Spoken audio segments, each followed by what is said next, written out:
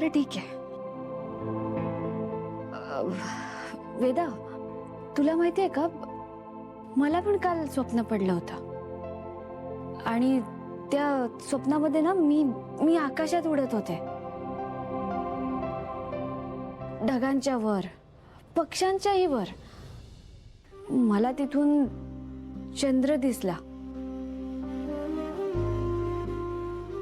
आणि मग मी उडत उडत त्या चंद्रावर उतरले. तुला माहितीये वेदा, तिथे ना एक मला छोटस छान घर दिसलं.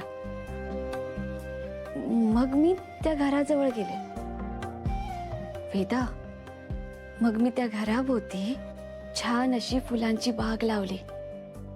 आणि तुला माहितीये का, तिथे ना एक पांढरा शुभ्र असा ससा होता. माझी आणि त्याची खूप घट्ट मैत्री झाली. आम्ही दिवसभर खूप खेळलो आणि मग मी ठरवलं, आता मी इथेच राहणार. तू चंद्रावर कशी राहशील? का का नाही राहू शकत? तिथे तर ऑक्सिजन नाहीये ना.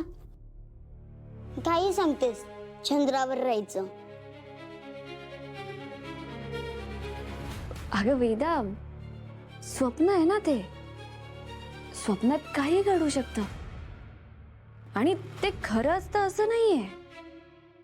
आता बघ ना, तुझ्या स्वप्नात तुझी अंबिका आई आली होती की नाही? पण ती खरं खरं इथे आली होती का? नाही ना.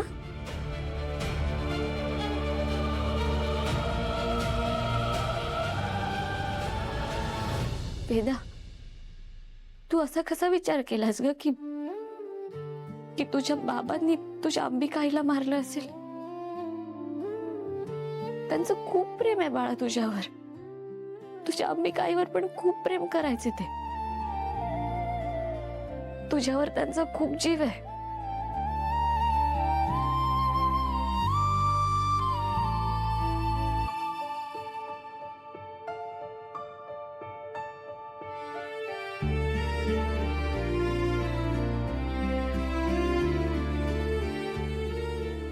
वेदा बाळा, माझ्यापेक्षा जास्त तुला माहिती आहेत ना की तुझे बाबा कसे आहेत ते.